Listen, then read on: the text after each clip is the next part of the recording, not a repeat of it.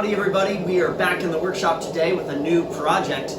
Today we're working on a Sanmai chef knife. It's going to be stainless steel on the outside and ApexUltra carbon steel in the middle. So I've never actually done a stainless Sanmai construction before, so this will be interesting. We're going to take it from step one. Here is my stainless steel. It's 2 inches wide and a 1/4 inch thick, and I want to make a stack that's 4 inches long. So it'll be a kind of 2 by 4 inch stack by 3/4 of an inch tall. I'm going to do it exactly third, a third, a third in thickness, and hope that's going to be a good ratio for the Sanmai that I'm doing. This is the ApexUltra stock. You can see it's considerably thicker and not as wide as it needs to be. So I made a little calculation. I cut off the amount that I'm going to need. I'm going to pop this in the forge and forge this out to 4 inches long and 2 inches wide so that it will fit nicely in that stack.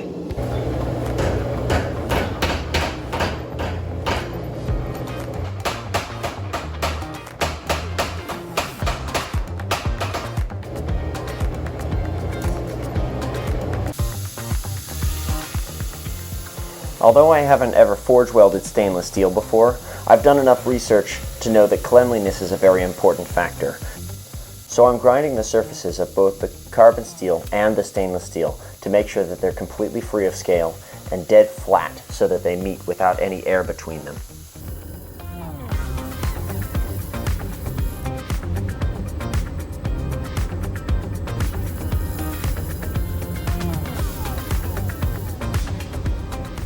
Now that all the pieces are ground flat, I'm wiping them down with a little alcohol to make sure that I'm not including any dirt or dust. And then I'm ready to stack the pieces up. I'm putting a little nickel shim in between the carbon steel and the stainless steel, and there are 2 reasons for that. The first is that the nickel should prevent the carbon from the carbon steel from moving too fast into the stainless steel. The second reason is that the pure nickel will create a bright white line that'll articulate the transition between the 2 steels and look very attractive.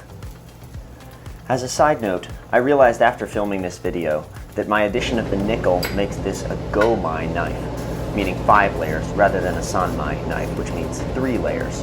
So please forgive my inaccuracies in other parts of the video. Anyway, I've now sealed all of the seams with a stick welder so that no oxygen can get in, and I'm ready to forge weld it under the power hammer.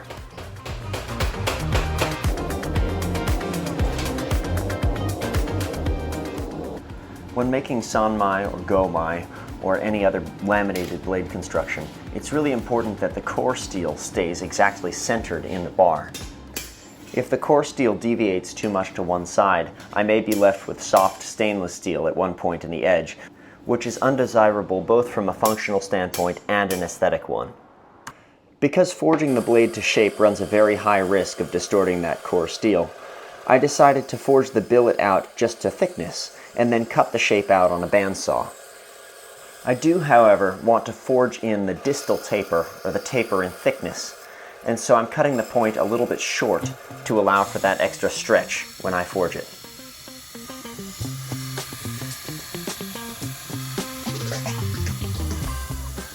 And here the blade is roughly profiled, but still about an inch short, ready for the second round of forging.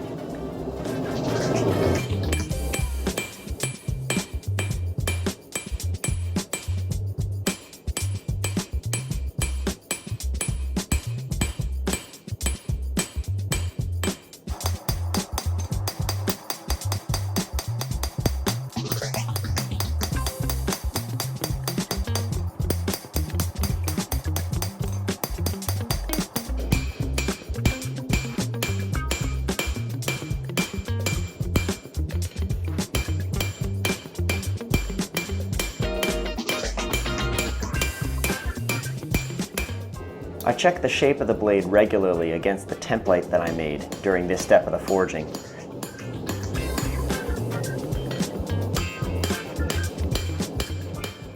After the final straightening, then I let the blade cool off and I check it once more to be absolutely sure that the blade is the right shape.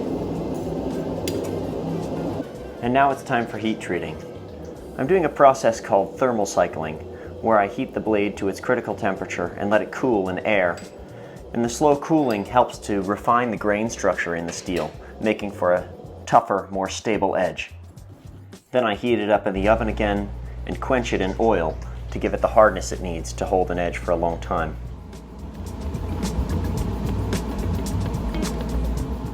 Once the blade is cooled off, I put it in the tempering oven at 350 degrees.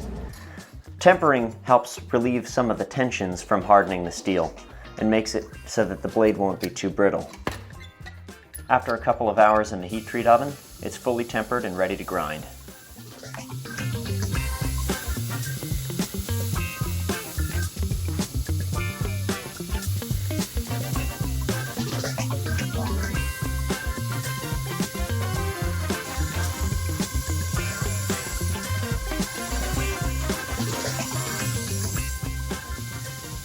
So the first step in grinding for me is almost always taking the knife to a dull belt. So it's a dull 36 grit belt in order to just rip off any of the fire scale that's still on the blade and get down to clean metal so that I can then safely move on to the next abrasives. Now that fire scale that happens on the surface of the steel is really, really hard. And so if I were to take that to a new belt, it would just shred the abrasive off the new belt, and I really don't want that because belts are expensive.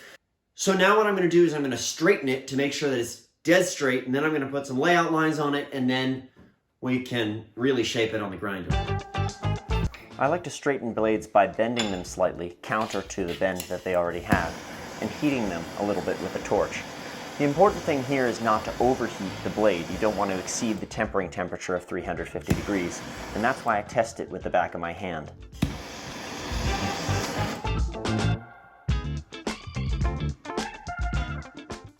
And I think that's all she needed.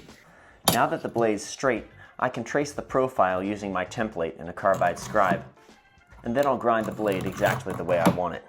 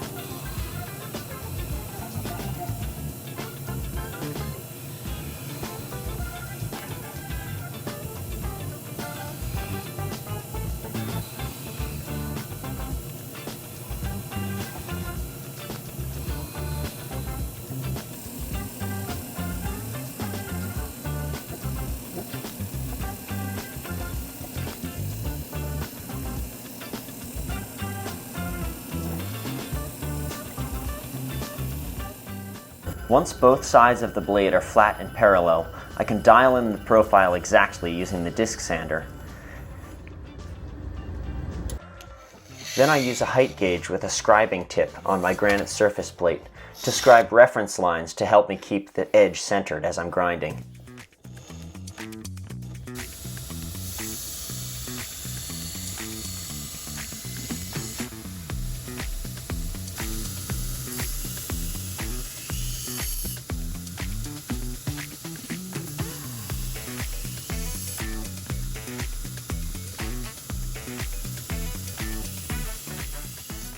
When I started out making knives, I ground all of my kitchen knives with straight, flat grinds. But after a little bit more research and a lot of testing, I found that a convex grind actually works significantly better in the kitchen for cutting performance.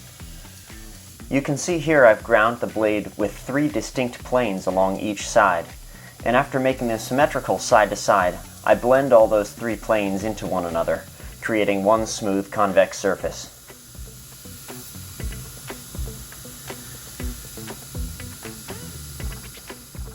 As I prepare to polish this convex grind with successively finer grinder belts, I put a leather backer on top of my platen. The leather gives slightly to pressure, allowing the belt to conform to the contours of the blade and leave even, smooth grind lines.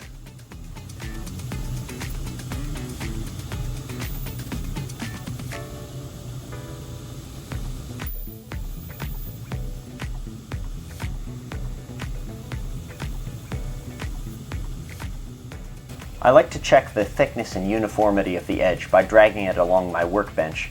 If the edge deflects ever so slightly, I know it's just about thin enough.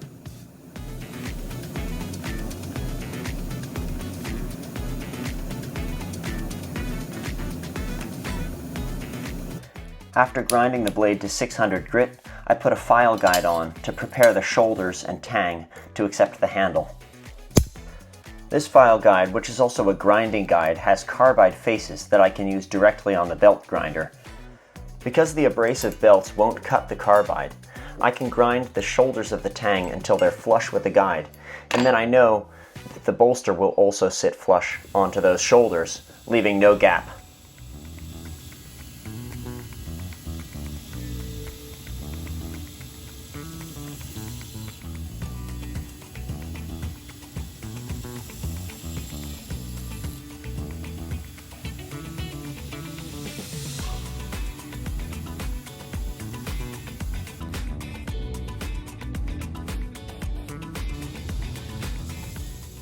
The very last step in grinding the blade is to round both the spine and the choil. The choil is the underside of the blade that faces the handle, and both spine and choil are places where you often put your fingers, and so it's important that they're not sharp, otherwise the knife will be uncomfortable to use.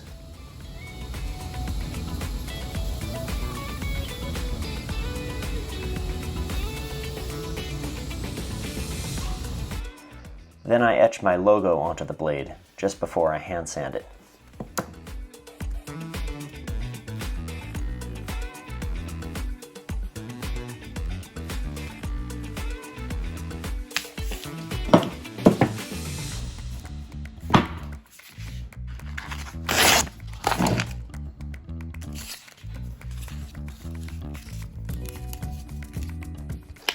I spray the blade down with water to help keep the sandpaper from getting clogged, and then I rub back and forth.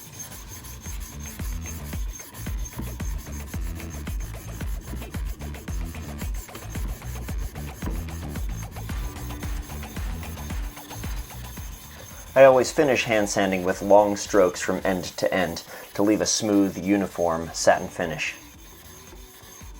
Got a beautiful hand rub finish on this blade, and the next step is going to be to fit all of the components for the handles. So, for the handles, there's only one handle. Anyway, for the handle of this knife, I have some wood that the client gave me. He actually gave me a set of 3 different options, and this one is my favorite of all of them. It's a stabilized maple burl, and it's really just beautiful. It's got some excellent figure. And I'm gonna pair that with some black rich light for the bolster. So I'm gonna have black rich light bolster, probably a little spacer, probably a stainless steel spacer, and then this maple burl handle. So I think it's gonna be a really dandy combination. So there's that blade all nicely sanded, and here is the block of wood that I'm gonna use. Just love that figure. All right, I'm gonna start the handle construction by milling a slot into the rich light bolster with my mini mill here. The objective is to make a slot that fits tightly around the tang. A milling machine is really handy for this step because it makes sure that the sides of the slot are exactly parallel.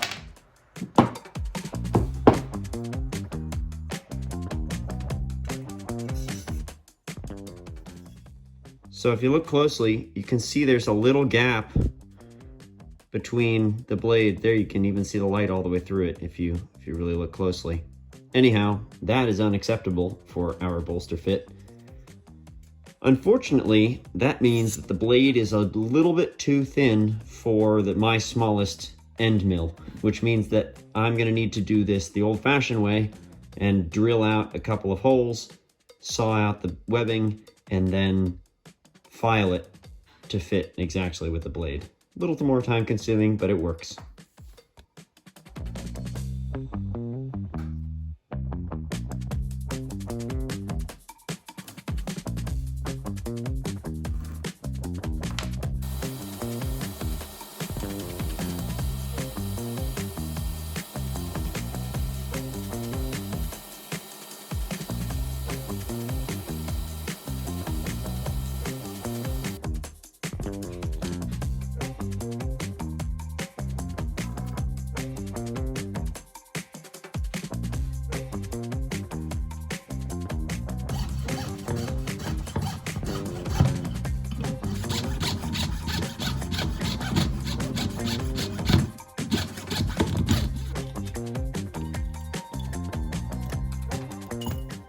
I like to use a carbide burr in my Fordham tool to hog out any extra material on the back side of the bolster.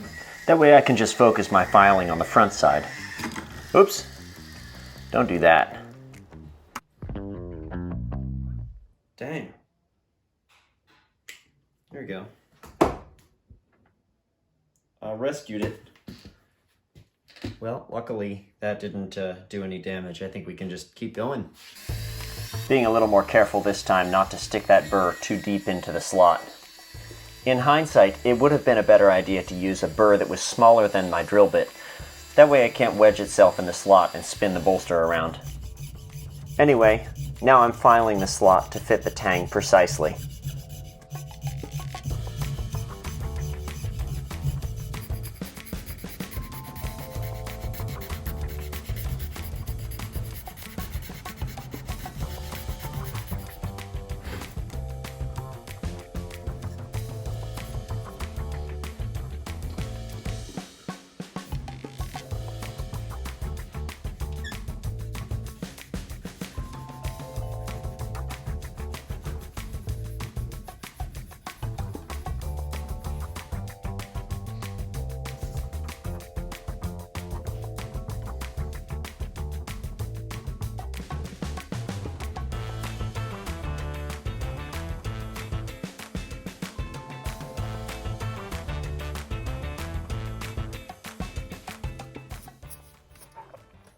And that is a much better bolster fit. Now I'm moving on to the spacers, fitting them in much the same way.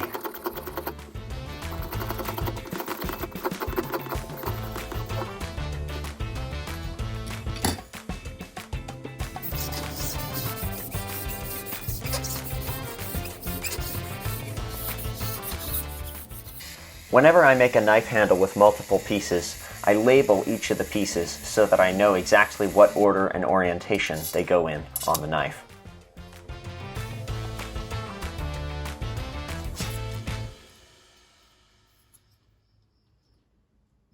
And now it's time to cut the handle block.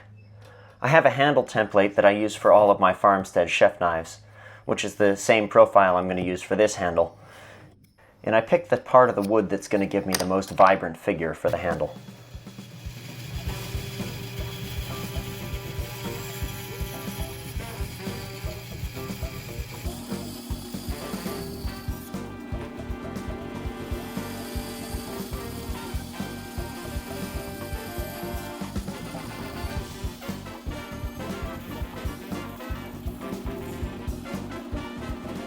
Then I carefully lay out the tang slot to make sure that the hole I drill is parallel to the block and exactly the right angle for the tang.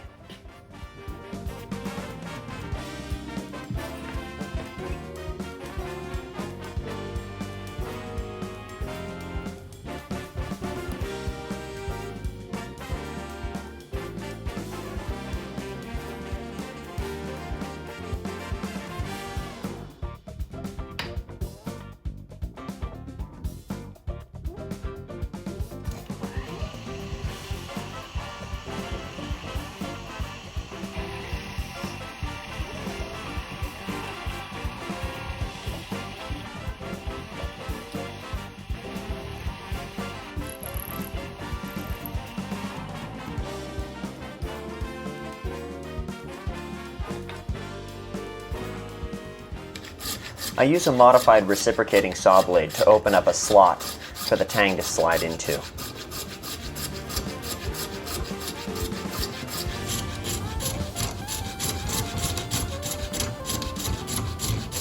After a little bit of sawing, the tang fits nicely into the hole. I'll shape this handle after gluing it all together, but before gluing, I want to make sure that I put a little scallop on the front of the bolster. I feel that that little scallop makes the transition between handle and blade more attractive, and it also makes it more comfortable to hold and a little bit easier to clean. It's important to grind this scallop before gluing the blade together, otherwise the risk of damaging the blade is very high. Likewise, I always put the final polish on the blade before gluing the handle on, because it's easier and safer to do that without the handle in place. Here I'm preparing the blade for etching by cleaning it off with water and fine sanding cloth. Then I'm going to dip the blade in ferric chloride. The ferric chloride solution reacts differently with the different metals in the blade, revealing the Go-My 5-layer construction. For a short time in the acid, I check the blade to make sure that it's etching evenly, and then put it in for another 20 or 30 minutes. Once the blade has the sufficient contrast and depth for what I'm looking for, then I clean it off, neutralize it, and wax it to protect the carbon steel core and keep it from rusting.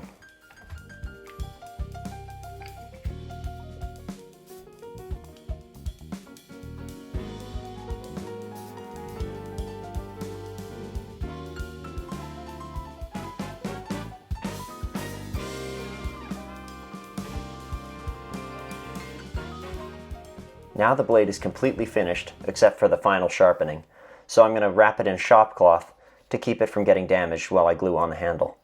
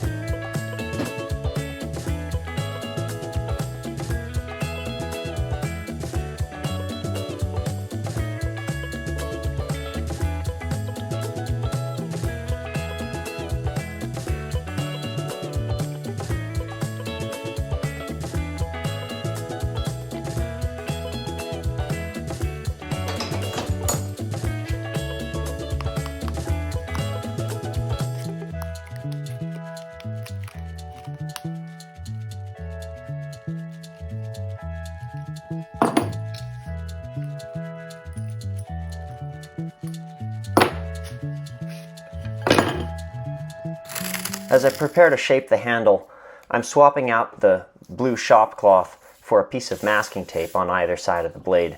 The masking tape allows me to see more accurately where the blade is so that I can keep the handle straight and parallel with the blade. But it will still protect the blade and keep it from getting scratched.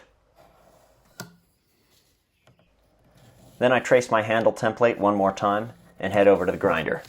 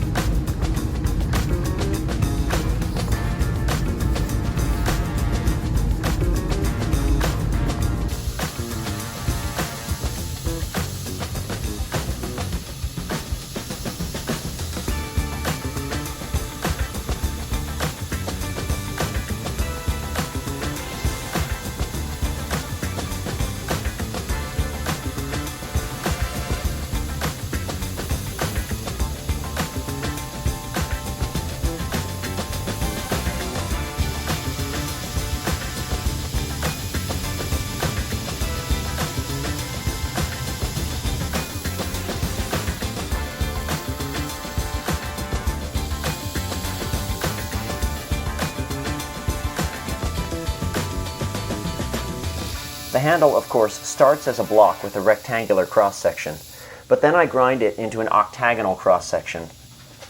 The facets of the octagon help me keep the volume of the handle centered and symmetrical side to side. Once I'm satisfied with the general shape of the handle, then I grind down all of the ridges and round the handle into its final cross-section.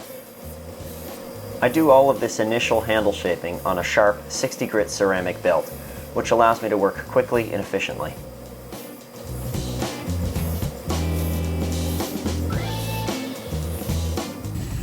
After rough shaping, then I switch to a 220 grit flexible belt to smooth and polish the handle. You'll notice I'm using a technique called slack belt grinding here, meaning there's no platen behind the belt to keep it rigid, and so the belt can easily twist and bend and conform to the handle contours, leaving a nice smooth finish.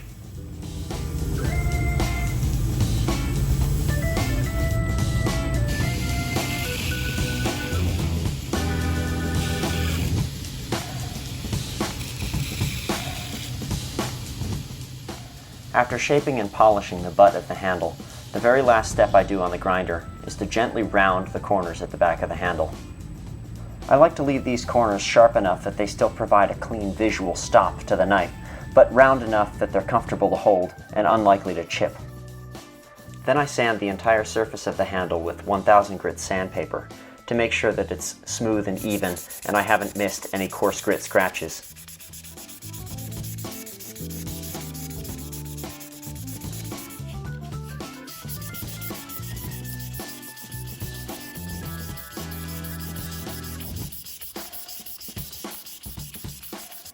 I also round the front corners of the bolster with a file to make sure that that blade handle transition is comfortable to hold.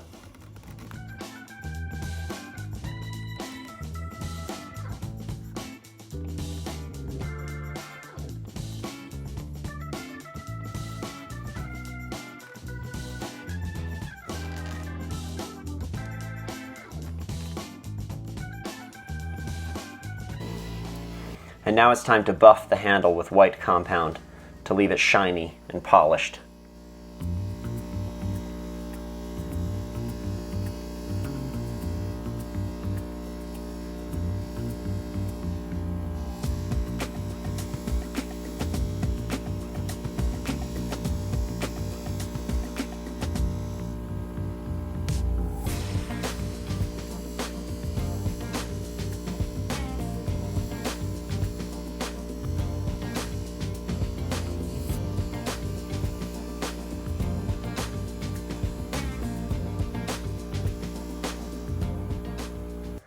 I've found that even well-stabilized woods oftentimes absorb a little bit of oil, and so I apply a thin coat of tung oil as a final sealant.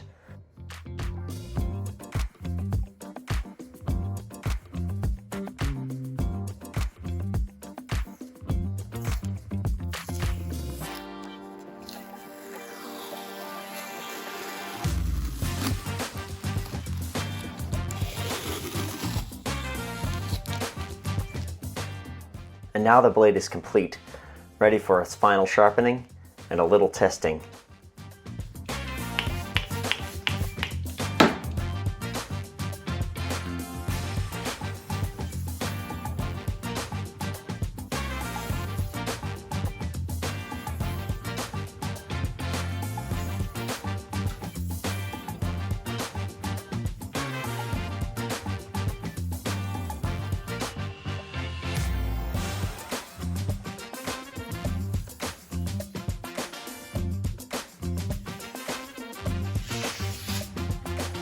Oh yeah. Well, that knife is finished, and boy is it sharp. I am really pleased with how this thing came out. Ooh, I gotta be careful.